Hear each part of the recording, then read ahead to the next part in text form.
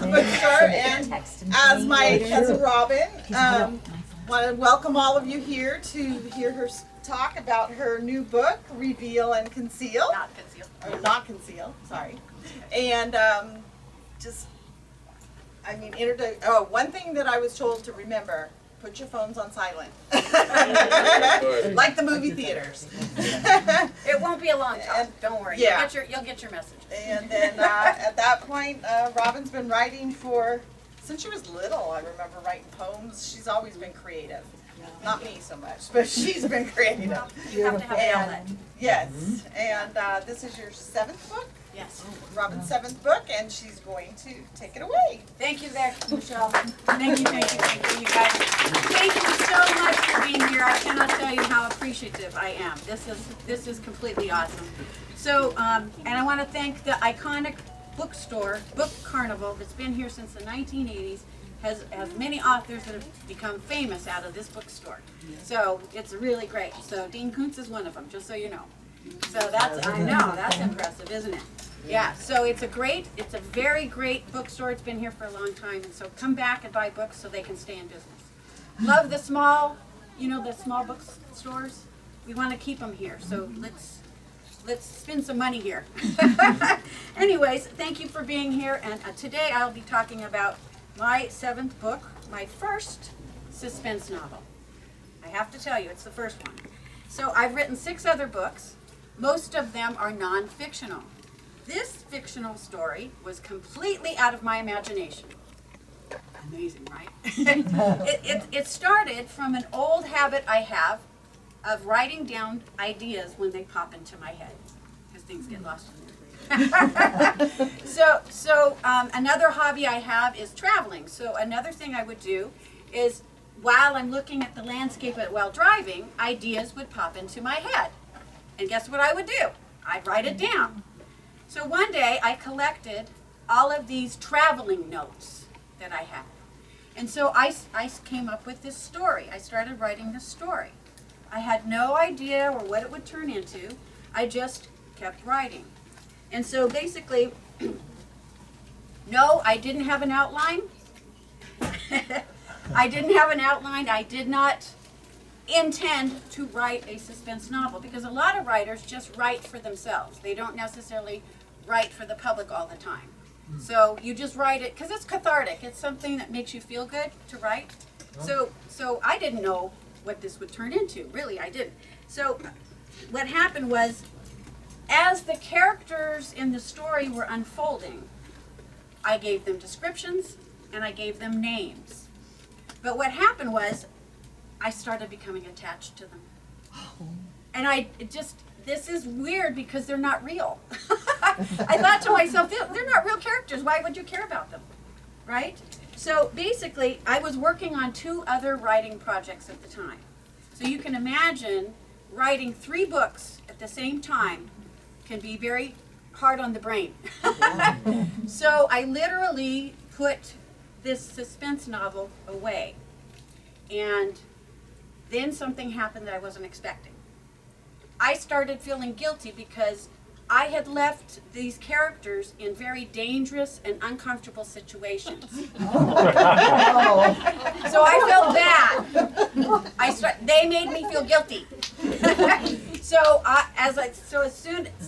When I was working on the 2 other books, so just to relieve that guilt, I would literally write a little bit on the story. And so every time I wrote on the story, I kept putting them in dangerous and uncomfortable situations. I couldn't help myself. It was weird. And new characters came in the story, and they were trouble too. I don't know how that happened. I'd never written anything like this before. It was a very strange thing. So there's lots of twists and turns in the story. So that's what happened. And finally, when I was done with the other 2 projects, I decided to dedicate my time to this book, right? So after about a year and a half, 18 months, I said, I really want to finish this story. I'm kind of tired. The story said no. It said, you get back to work. You're not done with us yet. So now I know when you hear the story of when stories take a life of their own, now I know what it means. Because they were talking to me, you're not ending. You're not done with us yet. So basically, it took me about 2 years to write this story. And about 30,000 words is when I decided I was going to turn this into a book. So I got to that point. And then I said, okay, if I'm going to turn it into a book, then when I'm done writing, I'm going to have to go to the next phase, which is the editing phase. Any of the writers here know about the editing phase? So what a lot of people who write may know this already, and I apologize for saying it. For those of you who don't know, when you are going into the editing phase of anything, the main thing to do is to not make any major changes while you're writing the story. Because if you keep making major changes as you're writing, you'll never end. It'll never come to an end. So what you do is you finish the story and then you edit it. Does that make sense? Yeah, it does. Because you can fix things later. But if you never finish the story, you have nothing to edit. So that's what you do. So I finished the story, and then I edited it. Let's say that 3 times fast. Edit it, edit it, edit it. So then I did that, and I did it again, and again, and again, and again. And the reason you edit again and again is because when you first think of something, right, it may make sense to you, but it doesn't always make sense to other people. When you write your first draft, that doesn't always make sense because, you know, your first thought isn't always the one that you want to end up with. So that's really important when you're editing, is to actually give yourself time to edit many times. This is why I edited a lot. But then, when I was done, or I thought I was done, I had to let go of my ego. Because once you start writing a book and you connect to the characters, you start really loving them, right? You start connecting with them. And so they're yours. They're your people, right? And so you think to yourself, well, I don't want other people to hurt them, but you have to do that. So you have to let other people read your book. And what they have to do is they read it, and then they give you feedback on what to change. And sometimes you like it, and sometimes you don't. But you have to do it because you're writing for the public, not yourself anymore. Once you've decided to make it into a book, it's for the public. Does that make sense? Mm-hmm. Yeah, so you have to take the feedback. And it's usually makes the book much better. I was really, really lucky. I had three people who were my editors. And they are Ted. Could you stand up? Katie, where are you? Katie, stand up. Thank you. And Walt, who's in the rock store. So please give them a hand for their time and effort. I appreciate them very much. Because if you don't have really good editors, you only end up with what's in your head, and that's not always right. So I really appreciate that. And what I'm going to do, all in all, the whole thing took me 3 years to write. 3 years. And so basically, what I'm going to do is I'm going to read you parts of chapter 11, the twists and turns, you'll see, chapter 11, and then afterward, I'll answer any questions you might have. Okay? So if you have any questions, save them. I'm going to put on my glasses because I'm old. Okay? So I'm going to read this, and this is part of chapter 11. Now, keep in mind it's a suspense novel, and there's been twists and turns already happening. So we're going to kind of take it from here. They sat down to relax in the kitchen as they recalled some of the reactions of the community. Some of them had been alarmed, but they did not panic. Others were ready to fight at a moment's notice. Overall, the neighbors were not too surprised. They'd lived with public disdain before. The only thing no one was happy about was the element of surprise. The mere fact that the unknown enemy could come roaring down upon them at any time was unnerving. These had been hard conversations to have. But Joe and Steele felt like it was still the right thing to do. The two men continued to sit in the kitchen. They had been talking about what they were going to have for dinner. Then all of a sudden, they both heard a noise outside. Their bodies tensed up. They didn't know what to do, so they heard the snapping of twigs in front of the house. They both rose up out of their chairs in alarm. "I will go get a flashlight in the other room," Steele said as he sprinted to the back of the house. While Steele was in the other room, Joe heard a noise. Again.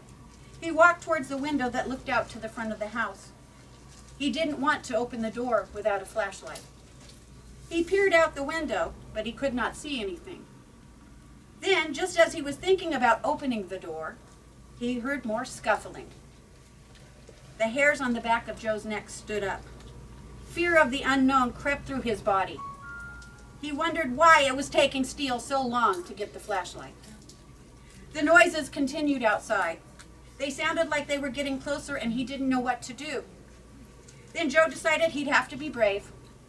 So he put his hand on the knob of the door, but just before he twisted the handle to open the door, Steele came back into the room.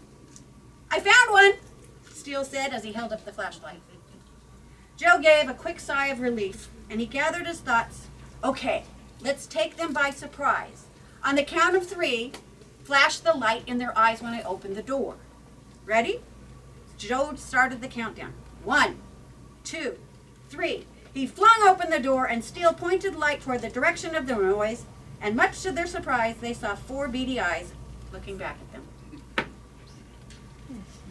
Once they realized what it was, they both let out a roaring laugh. They had just caught 2 raccoons rummaging through some items left out on the porch. After they scared away the raccoons, they stayed outside for a moment longer. The night was a beautiful blackish blue color, and the stars sparkled like diamonds in the sky. As they gazed at the stars, they continued laughing about the rummaging raccoons. It would make a good story to tell the kids. The night was so beautiful they thought they would remain outside a little while longer to enjoy the night air. As they stood there, Joe thought he heard something. Steele heard it too. "It sounds like something coming from the road below," whispered Steele. Then Joe said, "Let's get closer. We can hide in the bushes on the side of the road." Then he gestured for Steele to follow him to the nearby shrubbery that led away from the house.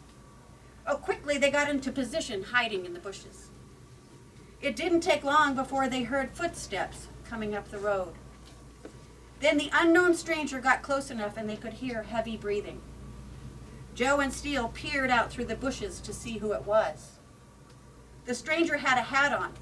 He appeared to be very tired. He stopped on the road to catch his breath. Then he took off his hat to wipe his brow. Once the hat was off, they realized who it was. Joe and Steele grinned as they hopped out of the bushes in front of Tucker. "What the hell?" Tucker said, as he jumped back in surprise. Cheerfully, Joe said, "Hey man, we are so happy to see you." Then he gave his old friend a big bear hug, and feeling relieved, Steele gave him a hug too. After the hugs, Tucker looked at Joe and Steele and exclaimed, "Oh man, it is so great to see you. I have so much to tell you." Just as Tucker was beginning to tell his story, they heard more footsteps coming up the road. It didn't take long before they saw a man in the distance. He slowly dragged his tired body toward them. Joe and Steele poised themselves for the unknown. Tucker did not appear alarmed. Then Tucker saw the apprehension on Joe and Steele's face and said nonchalantly, "Oh, I forgot to tell you. I did not escape alone." And that's where we leave it. So,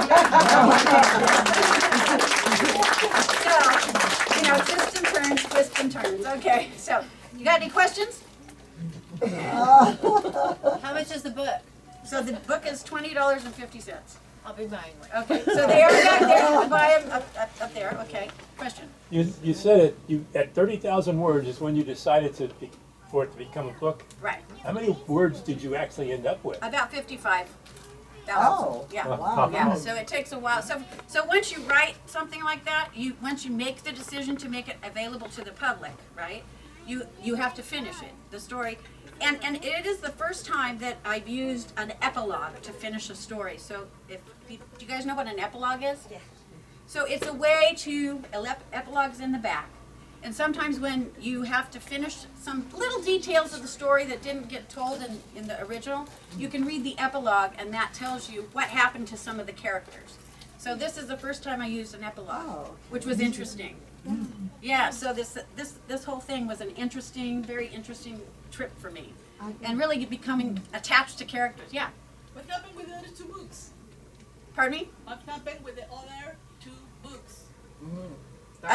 Your other two books that you wrote about our family. What happened Once with you the- were. So I've written, this is my 7th. But the other two you were writing at the same time. Oh, so interesting, and this is a little fun fact for you guys. If you ever want to write your own story, there's a thing called storyworth.com. Have you ever heard of that before? No. No. So it's a website, Storyworth, one word, storyworth.com. And if you buy the subscription, you can write your own story. Meaning what they will do is they will send you a question every week. You write the answer to the question, send it back to them, and in 1 year you'll have a book. It's amazing. If you don't like the questions they give you, you can write your own. Or you can look at different questions they have. And it's really high quality. So that was one of the ones I was writing. And then I was writing, finishing up a YA that I think a couple people bought already, the Dark and Scary Forest. I was finishing that up. So I was writing my own biography, plus I was writing that. And so those were the other two books. So yes, all of this was going on in my brain. Gets busy up there. Yeah. Yes, for this novel, Uh-huh. did you have any personal experiences or events in your life that kind of fed into the narrative that you were writing, or is this something you just brainstormed? I'm amazed. No. Okay, just curious. Yeah, because normally you do write from experience. Yes? Yes. But this one, it's only ideas that I wrote down on paper. Yeah. Okay. As I was writing down my one of the things I do, one of my habits. It just, and from that, I had no idea it would turn into this. It's really very interesting. And so it's kind of fun writing from your imagination. I've not done that so much before other than the Dark and Scary. You didn't outline any part of it. I did not outline this. Okay, so that is one thing. Being there's a lot of authors will do what's called an outline before they write the book, right? There's a plan. This one is I'm what they call a pantser in this seat of the pants. Seat of the pants. So it's not planned out. So every chapter was like from notes I took and ideas, and there was lots of twists and turns, and some of them were happening at the same time. I really had to stay on top of it because there's different characters that came into the story and they had a hard time. Then there's other characters had a hard time, and I had to keep everything straight.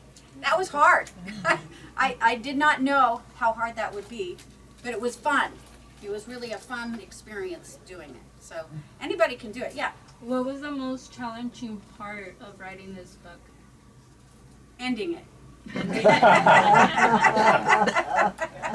Because remember I said it wanted me to keep writing? Yeah. So, and then when I did end it, which I wasn't planning on, so I ended it with one major story, but then I realized there was a lot of loose ends of other characters that were in the story, and so that's what I used the epilogue for, is to tell their story, yeah. Are you planning to write another mystery or? Oh boy, I don't know, you know? I kind of left it to where I could possibly take and maybe do another book from here, but, you know, I haven't dedicated myself to it. Anybody that writes knows you have to dedicate yourself, right? Yeah, to writing, you have to. So I haven't dedicated myself to that yet. Doesn't mean it won't happen, but not. The title. How did you struggle with the title? Did you come up with the title right away, or did No. you make changes to it? It was like it's actually a title of one of the chapters. I said, ooh, that would make a good title. I had no idea. Remember, I didn't know. You know, what do I call this thing? I don't know. So, but it was super fun. Yeah. How many characters are in the book? Oh, that's a good question. How many characters are in the book? Oh, at least 12.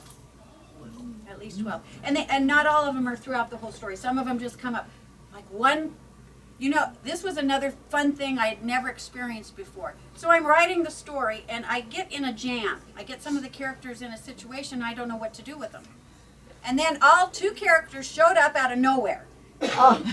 They came in, they fixed the situation, and they left. I'd never had that happen before. That was amazing.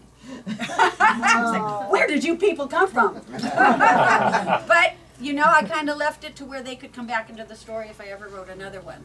Yeah, so it was interesting. I had never experienced that before. So a lot of new experiences writing this. Yeah. So, anybody else? Yeah. So you say the story came from your head, Yeah. based on the notes that you Notes I got. took. How many years worth of traveling notes did you acquire? to come About up with the 3. story? Okay, Yeah, so. right. okay. So I write things down, and I don't know if anybody else does that. You write yourself a note somewhere and you put it, and then you find it and you go, oh yeah, I was smart. And then sometimes you go, oh yeah, that's not so good, we'll throw that away. So sometimes when you do that, because you know, everything, what is this, a digital world, everything's online, and it gets lost. It goes bye-bye. But things you write, and you know, writing, you save it. Especially if it's something like a thought you have or something that you think is important, you write it down. Because, you know, it works your brain, then it talks to your arm and hand, you write it down, you remember it more. Right? So that's the brain. We have such a smart, there's so many fabulous parts of our brain that do really wonderful things. So, anybody else? Did you put the telephone booth in your book?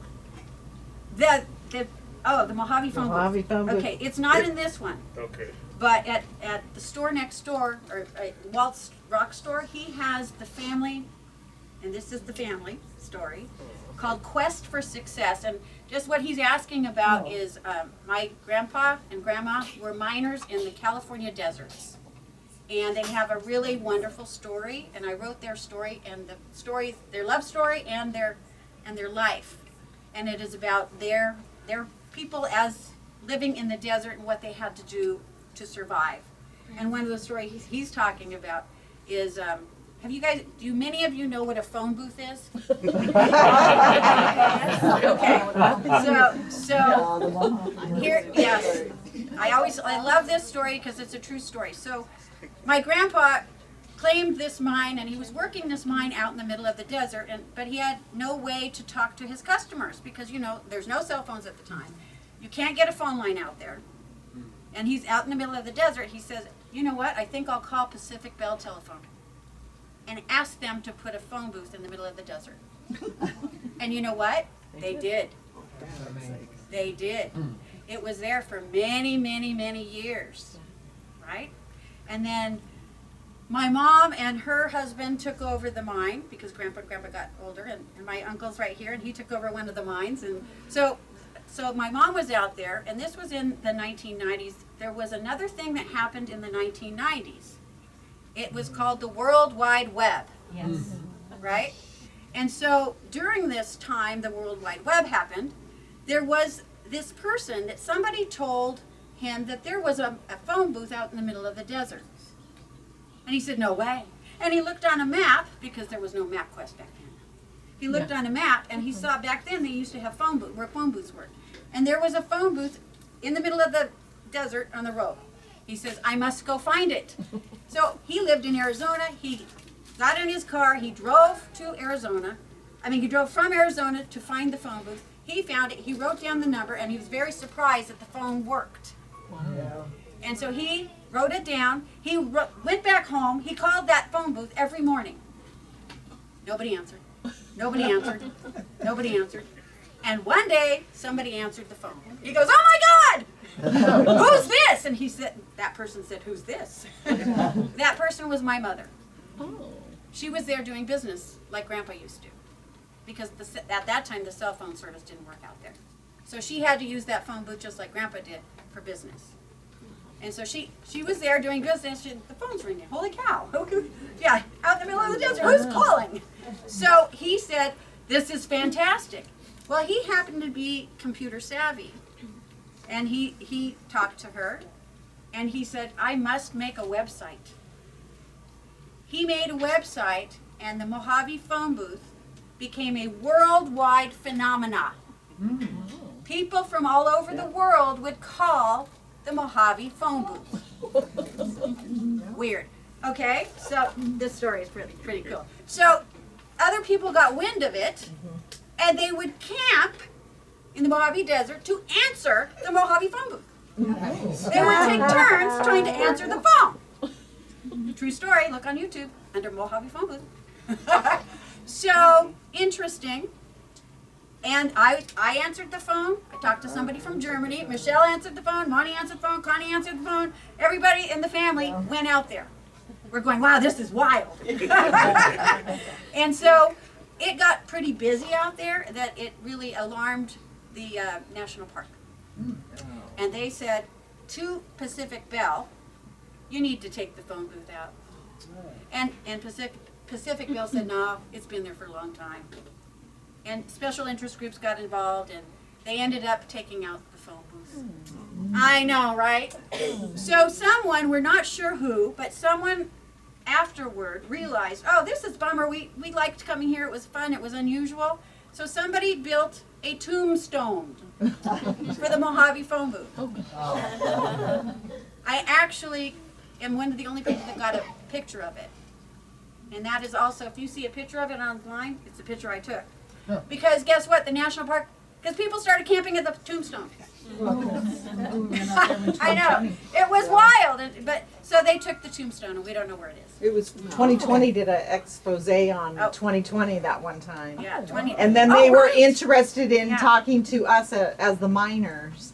And that's when Diane Feinstein was like, done. Oh, she took it out. So yeah, so it became the Mojave phone booth made the nightly It was news, political. Tomahawk, and the LA Times. I mean, it was really well was known. big. NPR, Were you guys silver miner? Was it silver? Cinders.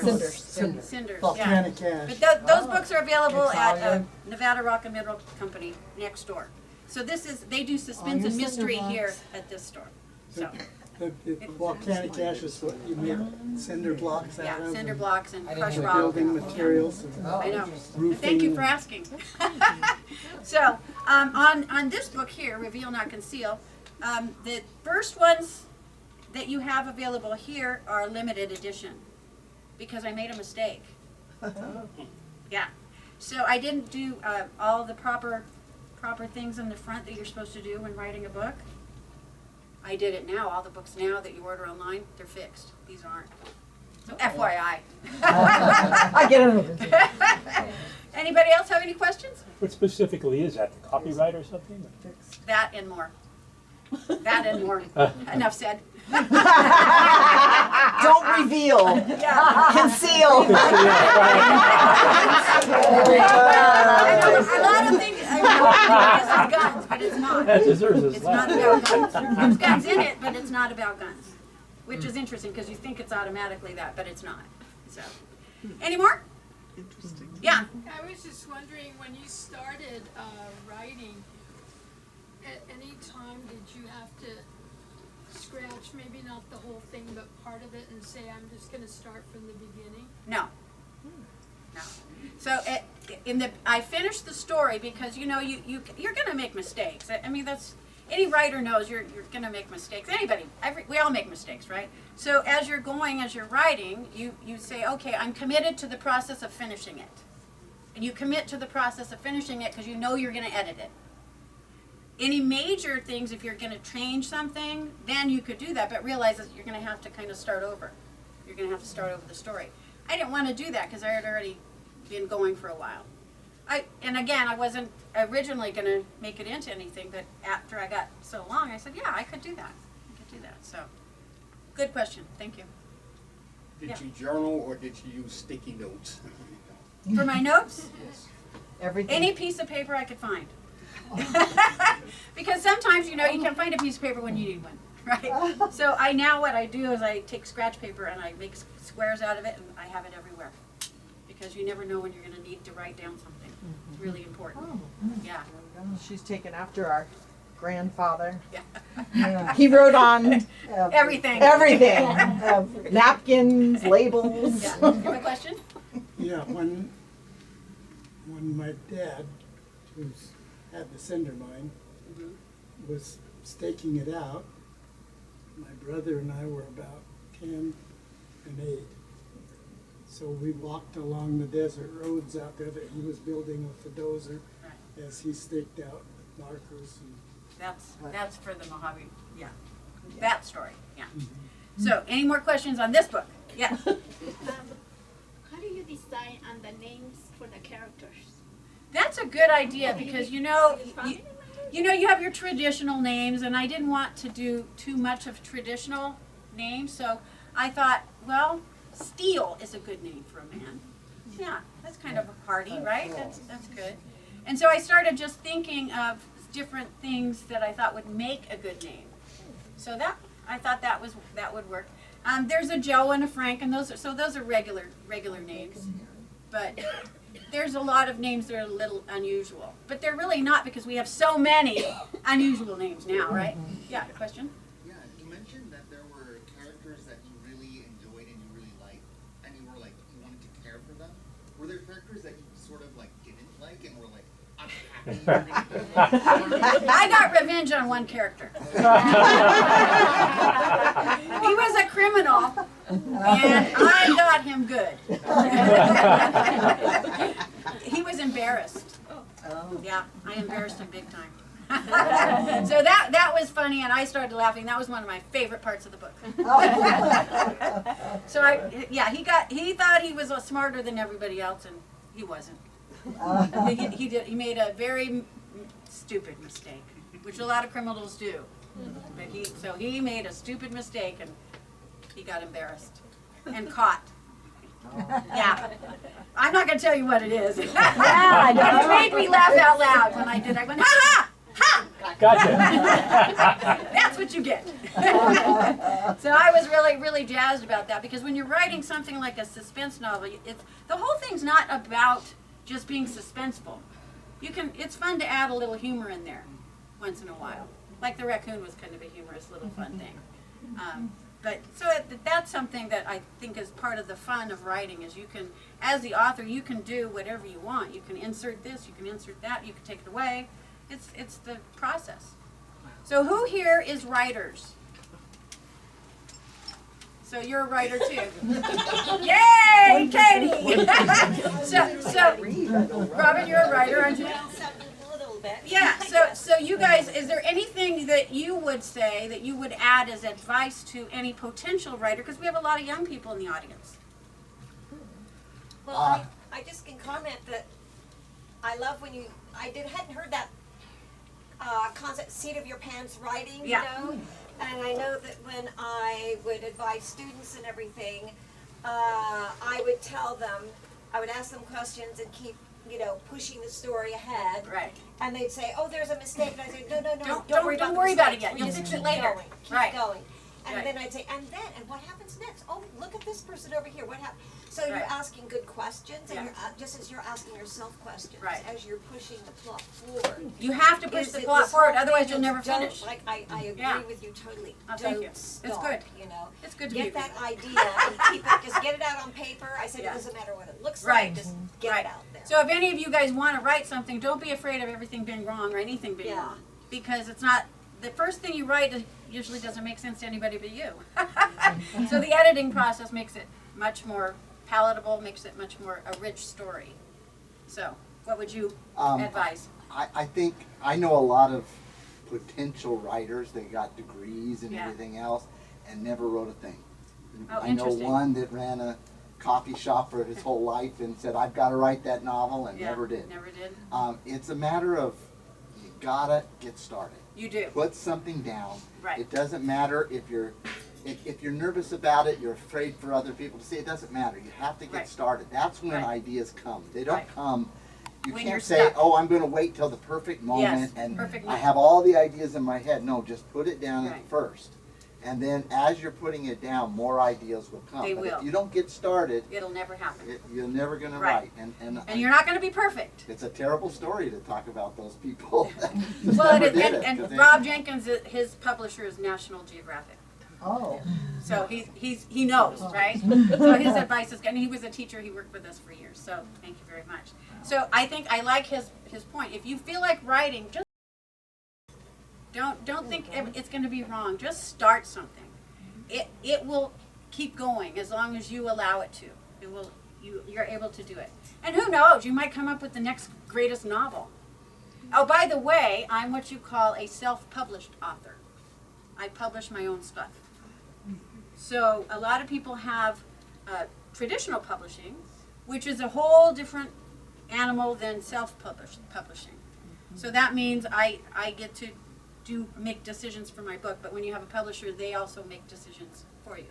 They kind of own you. They kind of, I would say they kind of own you. So when you self-publish, that even though it's not as, you don't get the, I guess, footage that you would get with publishers, but you get to keep your own work. So it's your work. So that's why I've decided so far, not that I'm closed to a publisher somewhere at some point, but that's a reason why you do it. And there's a lot of places where you can self-publish. The place I use is called lulu.com, LULU.com. So anybody can write something on there, and you can turn it. They do cookbooks, anything, a recipe book. You can do anything. So I've given you 2 places where you can write your own story: storyworth.com and lulu.com. How does it then get to market? I know on a regular publisher, if they like it and think it's sellable, they'll publish it. Well, you being self, how do you bring it to market? I have to do stuff like this. So, okay. There's also Yeah. Amazon. And then they sell on Amazon too. But Amazon, actually, you can publish through Amazon. Amazon is another place. Another place is right. Book Baby. Book Baby. But Yeah. you're right, you have to do, that's why a Yeah. publisher will market your book, but they have to want to publish it first. They have to want to, and then they still make you go out and do book talks. But you're still funding the printing of the book and the financial part of that? Okay, that's what I was wondering how that works. Yeah, so that works. So you can buy as many copies as you want, Okay. but you can also give out your website and they can buy it. Oh, Do you have to copyright it? Yes. Yes, you do. How Because long it's does your that work. take? Huh? On Lulu, you're able to get it copyrighted. I don't know about the other Yeah. places. So yes, I guess wherever you get it published, you can copyright it. It's not expensive to get something Yeah. copywritten, and you need an ISBN. ISBN number too. That's that little number. That, It costs like $75, I think, or something. or you can like get them that free for- through Lulu. I mean copyright. Yeah. Yeah, Yeah. have to So- send me it. Yeah, so if you want to write your own story, or if you want to write a cookbook, a recipe book, you want to write something, you can do it. Anybody can do it. So if you want to write from your imagination, you might write the next greatest novel. So, and I hope you guys have realized there's snacks back there. Plus, there's a bookstore about two rows down, and that's the Nevada Rock and Mineral Store. And the other books are there, but Walt owns a really nice, wonderful rock store. It's fascinating. So before you leave, go visit there also. So do you have any more questions, anybody? We're good? Oh, Yeah, don't get that confused with the bookstore kitty corner. right. It's This just- one is where, if you're in the right store if you see a lot of rocks. just 2 doors there. Which is 2 doors down. So some of you, if you haven't been there, it's really fun to see that. So, anybody else have a question? Yeah, Who makes the price for the book? I do. And how do you decide it? Usually, you have your own cost, right? And you know how much it costs you to buy the book. And then if you're going to spend money on different things, like promoting it, you know you have to take that into mind. And so you price it according to that. Yeah. Just so you know, most authors do not make a lot of money. Just an FYI. There's only a handful that really do make a lot of money. So if you think you're going to get rich writing a book, good luck. Writing one? Yeah, no. If it goes to a movie, then. Wouldn't that be great? But Holy then cow, right? Is that how they make their real big Yeah. money? Because the studio Right. buys the rights to it? Yeah. Okay. Right. Yeah. So if it goes into a movie, then you're like, woo! Right? So that would be great if it turns into a movie. But somebody has to read it and say, this should be a movie. Yeah, there's so many players that have, so many things that have to happen. Writing is a passion. You have to want to do it. If you think you have to do it, then you probably don't want to do it.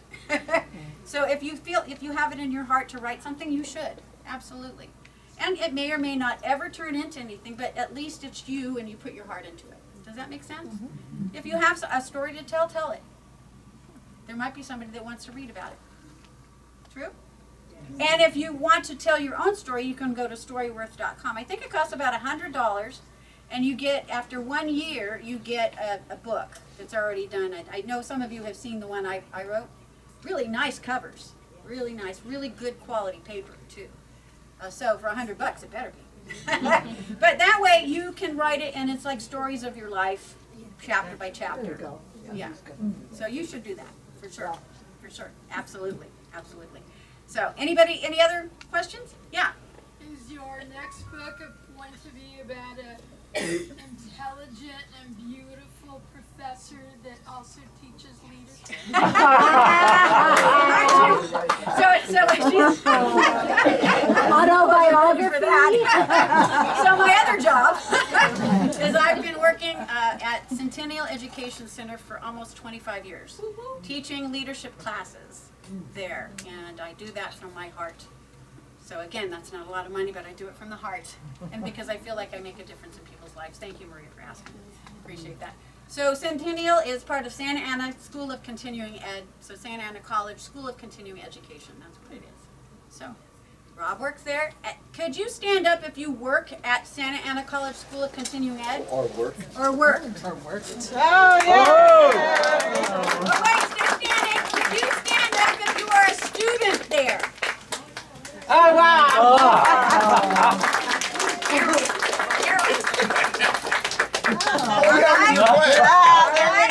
Awesome. So that's really awesome. Thank you for coming. So see, it doesn't matter what you do. If you do something from the heart, people care, right? And stand up family. My family, please stand up. I consider myself family. Your family. Yeah.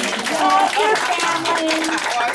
And they drove one from Arizona, three from Simi Valley, one from Tehachapi, and so they drove here just to help out. If you live in my neighborhood, please stand up.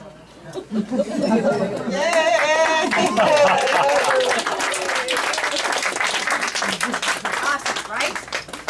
So this is great. Did I miss anything? Anybody? Any group? Did you stand up when I said family? Okay. This is really great that you guys are here. I really appreciate it. Thank you for coming. Any more questions before we end?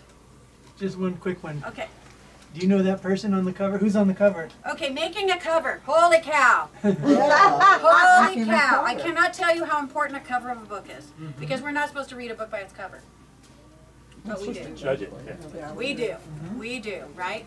And so I had to really struggle with this, and the owner of this bookstore, because there is a child in here, in this story, and she plays a very important part. So I had a little girl on the front, and she says, no, you better not put, because people don't like when children are involved in stuff. Yeah. So you shouldn't probably make it a feature. So the cover of the book, I had to really think about what I was trying to promote. And so a little mystery, right? So there's a person struggling, and then the background is color.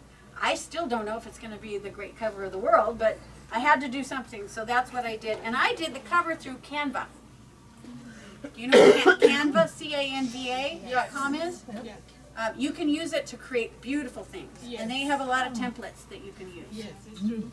Yeah, right? So that's kind of cool that you can use that Canva. You know about Canva, right? So that's where I created this covers on Canva.com. So you guys can do all, see, I've given you a whole bunch of information. You can write a book and make a cover. And then there's always the back. So you have to write the back, which is the tease of how to make that. So you have to do a lot to make something into a book. It is a dedication. But if you want to write for yourself or your family. That's okay. You might as well.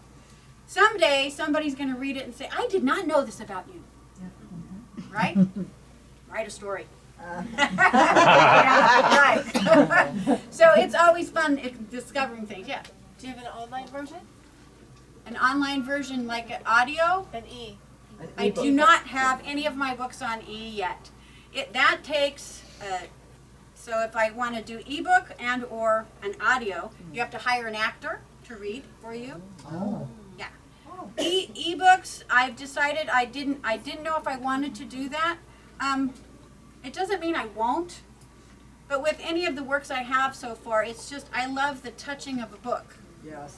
You know, I like turning the pages. I like that process. I might not be like everybody. Some people love to, you know, have their pads and do that.